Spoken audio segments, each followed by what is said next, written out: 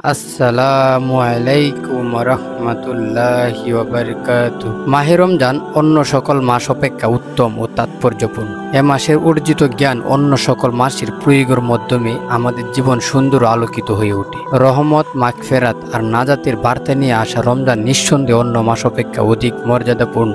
ধর্মপ্রাণ মুসলিম হিসাবে আমাদের জীবনে রমজানের গুরুত্ব ও ফজিলত অনেক বেশি। আল্লাহ পাক রোজা আমাদের উপর ফরজ করেছেন। এই প্রসঙ্গে মহান আল্লাহ তাআলা বলেন, হে মুমিনগণ, তোমাদের উপর রোজা ফরজ করা হয়েছে, যেমন ফরজ করা হয়েছিল তোমাদের পূর্ববর্তী উম্মতের উপর, যাতে করে তোমরা তাকওয়া ও পরহেজগারি অর্জন করতে পারো। রমজান মাস অত্যন্ত মহিমান্বিত মাস, কারণ এ মাসে পবিত্র কুরআন মাজিদ নাজিল হয়েছে, যা সমগ্র মানবজাতির জন্য দিশারি, সত্য পথের স্পষ্ট পথ নির্দেশনকারী এবং সত্য মিথ্যার পার্থক্য নিরূপণকারী সূরা বাকারা। এ মাসেই আমরা লাইলাতুল কদর পাই, যা সম্মানিত ও মহিমান্বিত রাত বা পবিত্র রজনী। আমরা বিশ্বাসী এ রাতে মহান আল্লাহ রাব্বুল আলামিন আমাদের সম্মান বৃদ্ধি করে দিবেন এবং মানব জাতির ভাগ্য পুনর্নির্ধারণ করা হয়। তাই এ রাত অত্যন্ত পূর্ণময় ও মহাসম্মানিত হিসেবে পরিগণিত। সিয়াম সাধনার অর্থ সুবহে সাদিক থেকে সূর্যাস্তের পর পর্যন্ত সকল ধরনের পানহার, পাপাচার এবং খারাপ কাজ থেকে নিজেকে বিরত ও সংযত রাখা। এ পবিত্র মাস মানুষকে সকল রকম গহিত ও অর্থনৈতিক কার্যকলাপ থেকে বিরত রাখে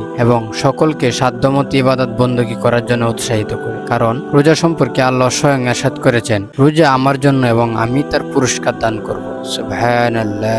হযরত ইমাম রাজা রাদিয়াল্লাহু আনহু থেকে বর্ণিত যে হযরত মুহাম্মদ সাল্লাল্লাহু আলাইহি ওয়াসাল্লাম শাবান মাসের শেষের দিকে একটি খুতবা বর্ণনা করেছিলেন। খুতবায় তিনি বলেছিলেন যে, ওহে লোক সকল, তোমরা সকলে জেনে নাও যে আল্লাহর মাস রহমত, বরকত ও আল্লাহর নিকট ক্ষমা প্রার্থনা সবচাইতে ভালো দিন নিয়ে তোমাদের নিকট উপস্থিত হয়েছে। এই মাস আল্লাহর নিকট সবচাইতে উত্তম মাস। রমজান মাসের দিন সমস্ত বছরের দিনের চাইতে এবং রমজান মাসের রাত সমস্ত বছরের রাতের চাইতে উত্তম। এই মাসে তোমাদের শ্বাস নেওয়া ও তাসবিহ ও পাঠ সওয়াবের সমতুল্য। এই মাসে তোমাদের নিদ্রা ও ইবাদত গণ্য হবে আর তোমাদের ইবাদত ও দোয়া গৃহীত হবে। সুতরাং তোমরা পরিষ্কার ও পবিত্র মনে আল্লাহর নিকট প্রার্থনা করো, এই যে যেন আল্লাহ তোমাদের রমজান মাসে রোজা রাখার ও কোরআন শরীফ পড়ার সামর্থ্য দান করেন। লোক সকল, এ মাসে তোমাদের মধ্যে হতে যে একজন কোনো মুমিন ভাইকে ইফতার করাবে, আল্লাহ তাকে একজন কৃতদাস মুক্তি করে দেওয়া সওয়াব দান করবেন আর তার অতীতের গুনাহ মাফ করে দিবেন। এ কথা শুনে কজন বলল যে, ইয়া রাসূল সাল্লাল্লাহু আলাইহি ওয়াসাল্লাম, রোজাদারের ইফতার করানোর সামর্থ্য আমাদের নেই। হযরত মুহাম্মদ সাল্লাল্লাহু আলাইহি ওয়াসাল্লাম কুরমার মাধ্যমে না হয় এক ডুব পানির মাধ্যমে। তারপর নবী করিম সাল্লাল্লাহু আলাইহি ওয়াসাল্লাম বললেন যে, এ মাসে যে প্রচুর পরিমাণ আমার ও আমার আহলে বাইতের উপর দুরূদ শরীফ পড়বে, আল্লাহ কিয়ামতের দিন